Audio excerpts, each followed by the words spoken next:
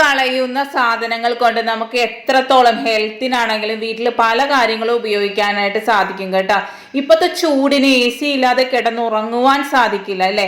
At least നമുക്ക് fan ഓഫായി ഇരിക്കാൻ പറ്റാത്ത അത്രയും ചൂടാണ് അല്ലേ.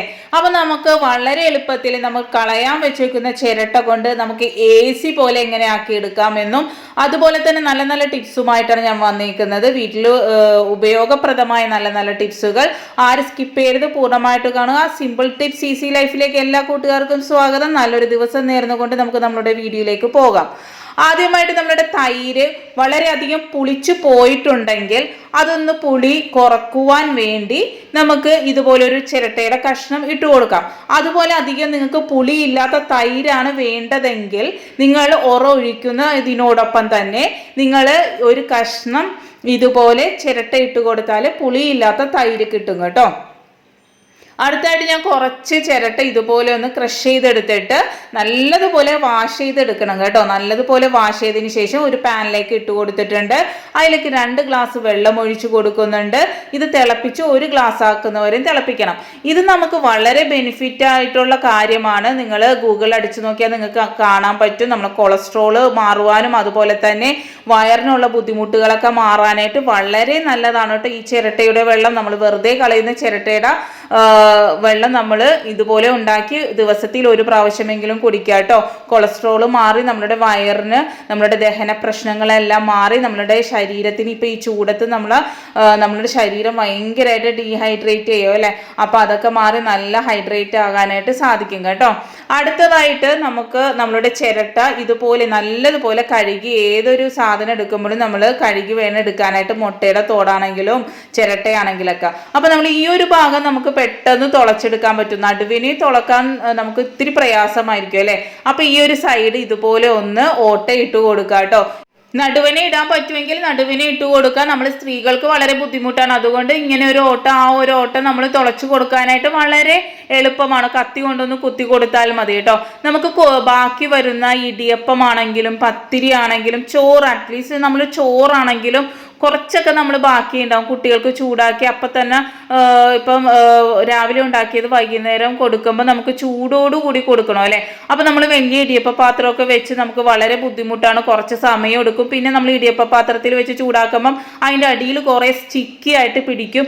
അങ്ങനെ കുറേ പ്രോബ്ലംസ് ഉണ്ട് അല്ലേ. അപ്പം നമുക്ക് ഇതുപോലെ ഈ ഒരു ഇടിയപ്പം എടുത്ത് ഇതുപോലെ വെച്ച് കൊടുത്ത് നമ്മളുടെ കുക്കറിൻ്റെ മേളിൽ ഇതുപോലെ വെച്ച് കൊടുത്താൽ 1 സെക്കൻഡ് വേണ്ട നമുക്കത് ചൂടായി കിട്ടാനായിട്ടാ. അത്ര പെട്ടെന്ന് നമുക്ക് ചൂടായി കിട്ടും. അതുപോലെ തന്നെ നമ്മൾ ഇപ്പോൾ ഉണ്ടാക്കി നമ്മൾ കഴിക്കുന്ന ആ ഒരു ഫ്രഷ്നെസ്സോട് കൂടി കിട്ടും. നമ്മൾ ഇടിയപ്പ പാത്രത്തിൽ വെച്ച് ചൂടാക്കിയാലും അത്ര ഫ്രഷ് ആവില്ല. അടിയിൽ കുറേ പിടിച്ചു പോകും. പിന്നെ എന്താ പറയുക, അതിൻ്റെ വെള്ളം ഇറങ്ങി അങ്ങനെയൊക്കെ കുറേ അത്ര ഫ്രഷ് തോന്നാറില്ല. പക്ഷേ ഇതുപോലെ ചെയ്യുമ്പോൾ ഇപ്പോൾ ഉണ്ടാക്കി നമ്മൾ കഴിക്കുന്ന ടേസ്റ്റ്, ഇപ്പം ഇത്തിരി നെയ്ച്ചോറ് ബാക്കി വന്നു അല്ലെങ്കിൽ കുട്ടികൾക്ക് എന്തെങ്കിലും നമ്മളൊന്ന് ഇതുപോലെ, അല്ലെങ്കിൽ നമുക്കിത് ചിരട്ടപ്പൂട്ട് ഉണ്ടാക്കാനായിട്ട് ഈ ഒരു ചിരട്ട ഉപയോഗിക്കാനായിട്ട് സാധിക്കും. നല്ല ഫ്രഷ് ആയിട്ട് തന്നെ നമുക്കിത് പെട്ടെന്ന് ഓരോ മിനിറ്റിലും നമുക്കിത് ഓരോന്ന് ചൂടാക്കി എടുക്കാൻ പറ്റും. എന്ന് വെച്ചാൽ കുക്കറിൽ ആവി പെട്ടെന്ന് നല്ല രീതിയിൽ വരുമല്ലോ. അപ്പോൾ നല്ല എളുപ്പത്തിൽ നമുക്ക് ചൂടാക്കി എടുക്കാൻ ഈ ഒരു ചിരട്ട കൊണ്ട് സാധിക്കും. നിങ്ങൾ 1 പ്രാവശ്യമെങ്കിലും ഒന്ന് ചെയ്ത് നോക്കാം കേട്ടോ. അടുത്തതായിട്ട് നമ്മൾ ഈ ഓട്ടയിട്ട ചിരട്ട കൊണ്ട് അടുത്തൊരു ടിപ്പ് എന്ന് പറഞ്ഞു കഴിഞ്ഞാൽ, ഇതുപോലെ നമ്മൾ വെളിച്ചെണ്ണയൊക്കെ ഒഴിച്ചു കൊടുക്കുമ്പം കുഞ്ഞിലെടുത്താൽ നമ്മൾ കുഞ്ഞിൽ നിന്നാട്ട് ഇവിടെ പറയുന്നത്. കുഞ്ഞിലെടുത്തു കഴിഞ്ഞാൽ അത് കഴുകി എടുക്കാനൊക്കെ വളരെ ബുദ്ധിമുട്ടാണ്. അതിൽ കുറേ എണ്ണ ഉണ്ടാകും. അത് കഴുകി എടുക്കണ സ്പോഞ്ച് ആണെങ്കിലും പിന്നെ പണിയാണ്. അപ്പോൾ അതൊന്നുമില്ലാതെ തന്നെ ചിരട്ട കൊണ്ട് നമുക്ക് വളരെ എളുപ്പത്തിൽ ചെയ്യാൻ പറ്റും. ആ ഒരു ഓട്ട ഇട്ട ചിരട്ട തന്നെയാണ് ഞാനിവിടെ എടുത്തേക്കുന്നത്. നല്ല ക്ലീനായിട്ടും ഡ്രൈ ആയിട്ട് ഇരിക്കുന്ന ചിരട്ട വേണം നിങ്ങൾ എടുക്കാനായിട്ട് കേട്ടോ.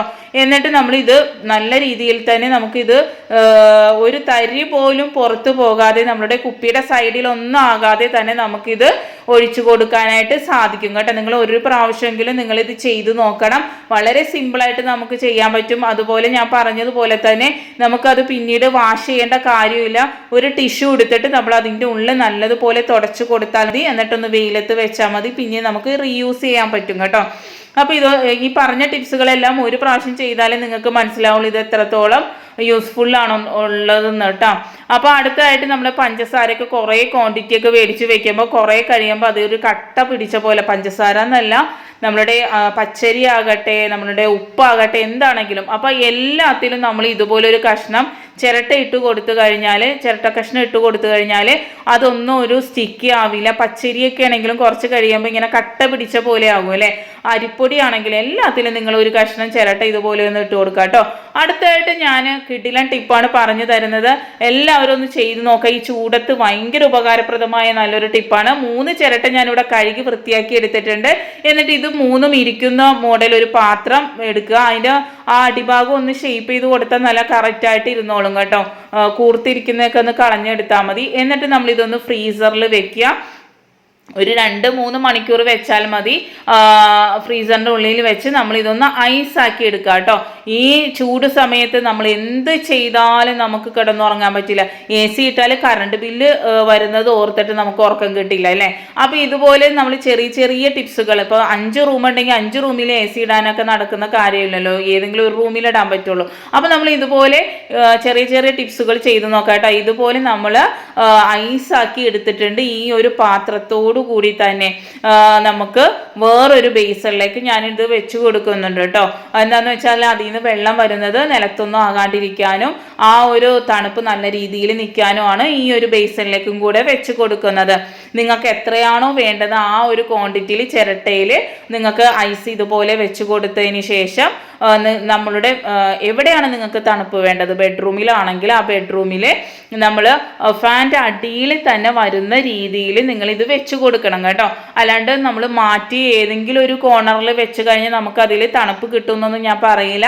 നമ്മളെ ഫാൻ എവിടെയാണോ ആ ഫാൻ്റെ നേരെ താഴെ വന്നിട്ട് ഇത് വെച്ച് കൊടുക്കുകയാണെങ്കിൽ ആ റൂം മൊത്തം നല്ല തണുപ്പായിരിക്കും. പിന്നെ ഞാനൊരു കാര്യം, ഈ ഒരു ചിരട്ട എടുക്കാൻ കാര്യം എന്താന്ന് വെച്ചാൽ ഇത് പെട്ടെന്ന് മെൽറ്റായി പോവേയില്ല. ആ തണുപ്പ് ഒന്ന് അത് അവിടെ ക്രമീകരിച്ച് ആ ഒരു എന്താണ് പറയുക, ആ ഒരു തണുപ്പ് നിലനിർത്താനായിട്ട് ചിരട്ടക്ക് സാധിക്കും. നമ്മൾ കുപ്പിയാണോ പ്ലാസ്റ്റിക് ഒരു കവറിലൊക്കെ ആണെങ്കിൽ പെട്ടെന്ന് വെള്ളം മെൽറ്റായി പോകും. പക്ഷെ ചിരട്ടയിൽ അങ്ങനെയല്ല കേട്ടോ. കുറച്ചധികം സമയം ഇരിക്കുകയും ചെയ്യും. ആ തണുപ്പ് നമ്മളെ റൂമിൽ മൊത്തം ഇരിക്കുകയും ചെയ്യും കേട്ടോ. ഒരു പ്രാവശ്യമെങ്കിലും നിങ്ങളിത് ചെയ്ത് നോക്കണം. എന്നാൽ മാത്രമേ ഇതിൻ്റെ റിസൾട്ട് നിങ്ങൾക്ക് കറക്റ്റ് മനസ്സിലാവുകയുള്ളൂ. അത്ര നല്ല റിസൾട്ടായിരുന്നു.